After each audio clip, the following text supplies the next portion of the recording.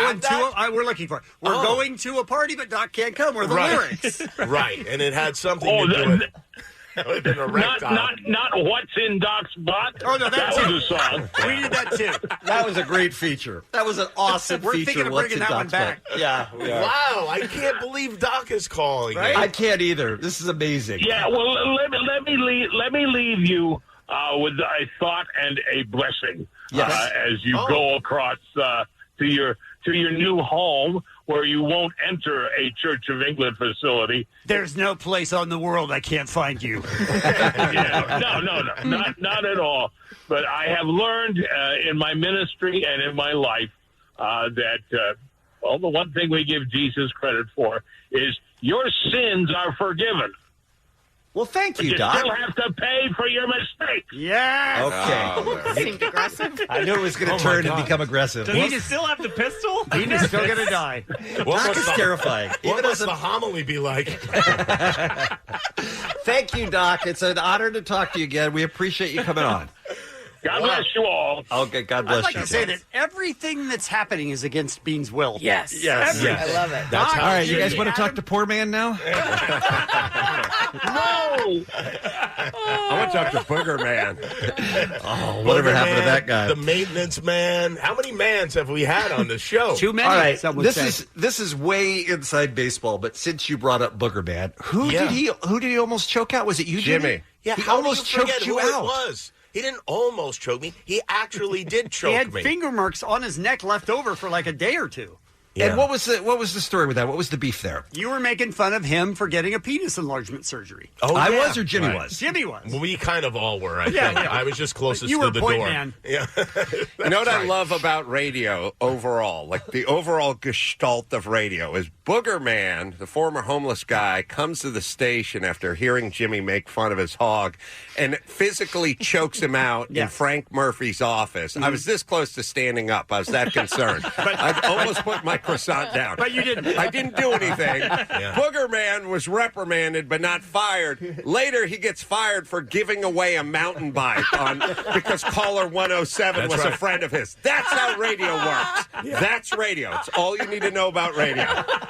Some things are serious. That's right. He crossed the line with the Huffy. By the way, I would also add that I actually got him out of the van, got him a job here, made his tape with him. Irrelevant. And then he choked Irrelevant to him. You crossed that line when you made fun of his hog, as Adam Allie, says. what do you think about when you hear stories like that about the old days on the Kevin and Bean show? That's when I was listening. That is when I was driving to school thinking, these people are all out of their minds. You were right. Oh, my God. I love it so much. It's a weird group. It is. I posted, I don't know if you saw this, Bean, but I posted the story of my first, really my interview here and my first day here on Instagram and Twitter this morning. It is a beautiful I didn't see interview. it. The kids saw it. I haven't had a chance to look at it yet, but maybe we could talk about that a little bit when we come back. Is I that would all right? love to. All right. Jimmy Kimmel is here. Adam Carolla as well. It is my final show. Thank you so much for all the well wishes and the tweets and the texts and the emails. We appreciate you. We love you. We'll be right back on K-Rock. It's the Kevin and Bean Show. K-Rock. And the show has come off the wheels. How do you say that? Rails. Really. Oh, yeah, you're in a lot of trouble when Bean Rails. leaves. We are going to have to find something to help you, Kevin. No, we're all good.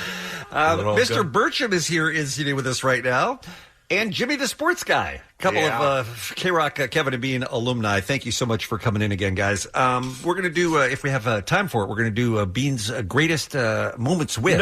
No, it isn't. It's not the greatest, Bean. It's only the ones that you've done. No, moments with. Oh, moments with. Okay, that is the greatest. That is the I thought greatest, you were talking yes. about would you like to take that back, which we have a full file of I know. from the time we did it 2 weeks ago. I know. I've done a lot of bad broadcasting. Yeah. Jimmy, before the break, I haven't had a chance to see the Instagram yet this morning, but I guess you put up a post about your About you. Okay, about about the first time I met your you. interview, and I want to hear from Adam too about the first time he met us as well. Since we're reminiscing, you go first, Jim. Okay, well, I was working. I wasn't really working. I was about to be fired at a radio station in Tucson, the Q Morning Zoo in Tucson. Oh. I knew it was coming, and I knew Kevin Weatherly, the program director here, and we went to a wedding together, and we had a good time, and he thought I was funny, and he said, "Hey, come out! I want you to meet the guys. I want you to meet Kevin and Bean, and maybe you can work on the show."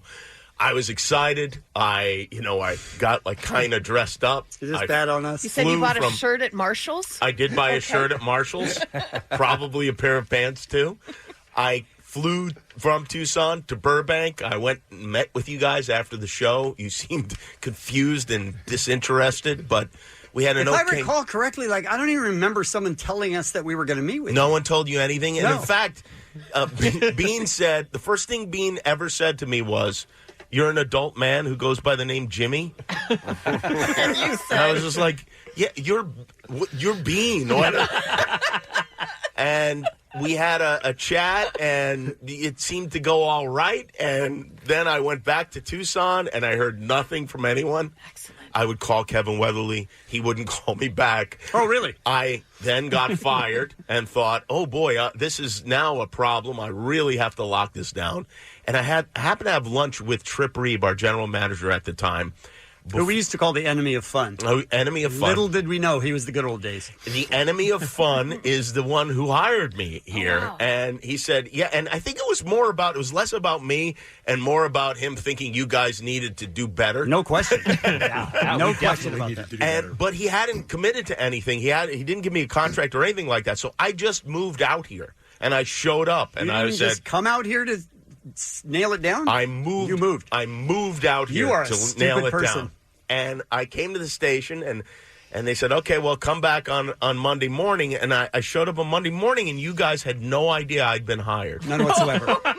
Whatsoever. We walked in the room, we're like, what are you doing They here? said, Is they that what we said? hired you? Yeah, they hired you? And I said, oh, no. Oh, no. And I said, yeah, they did. They didn't tell you? And you had a wife and a couple of small kids at the time, right? Yes, I Moved did. out. Yeah, it was bad. And so I knew I'd better make a good impression. And then after the show, I played you guys my demo tape, which was humiliating. So I put the cassette in, about 5 minutes of me doing these stupid characters. And I said, I'd like to do a character on the air, Jimmy the Sports Guy. It was based on something I'd done at a radio station in Seattle called Vinny the Sports Punk.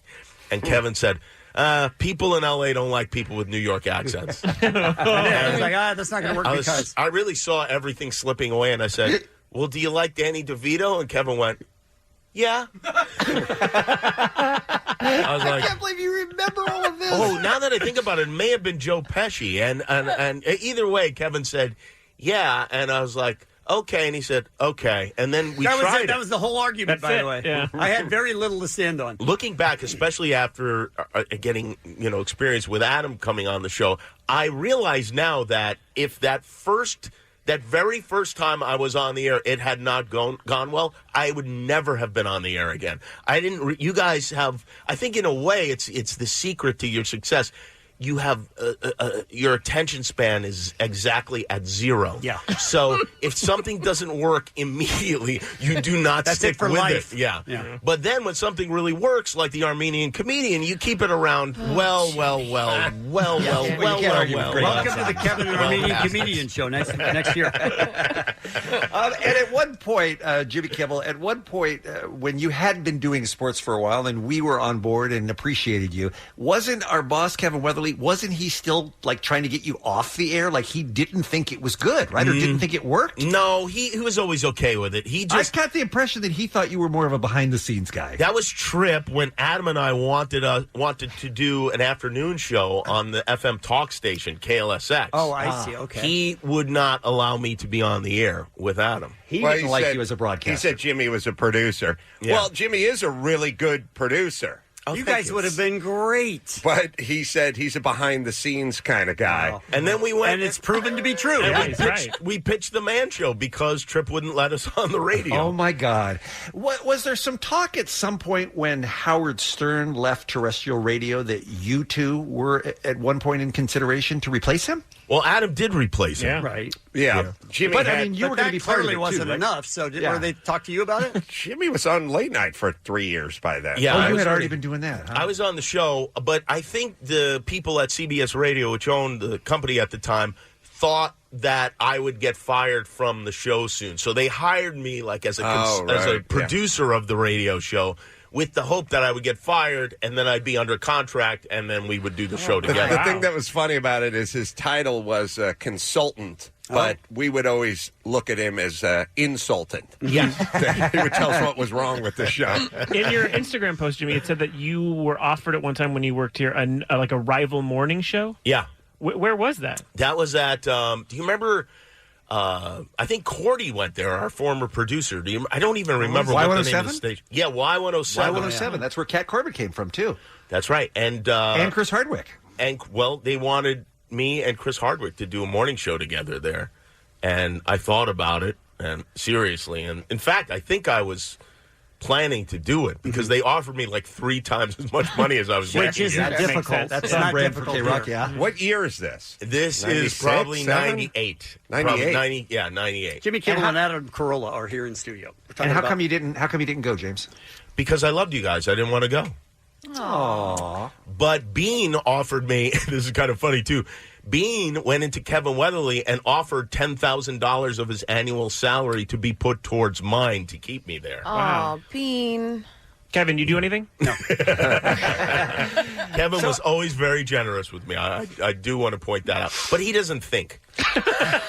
About those things. Yeah. I mean, you don't have to end the sentence there. Yeah. Well, I have another how bad radio is story. Please. Yes, please. Because when I thought radio was show business because I was coming from carpentry and boxing instructing. And when I started seeing, first thing, when I met Jimmy and I saw the Beat to Hell RX-7 he was driving, I was like, what? Of course, I have an Isuzu Trooper that's nicer and I'm a carpenter.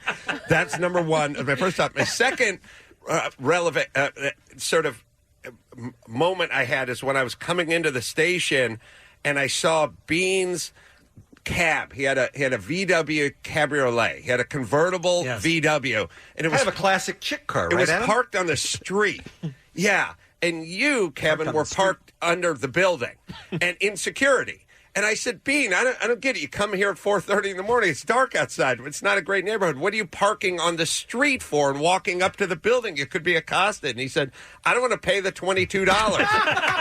Yeah, it was $60 a month. I thought you're the morning show. They don't give you a parking spot? He's like, no, and I don't want to pay. That's right. That is right. Kevin, you were the big spender. Parking in a spot underground. That's why I'm broke now.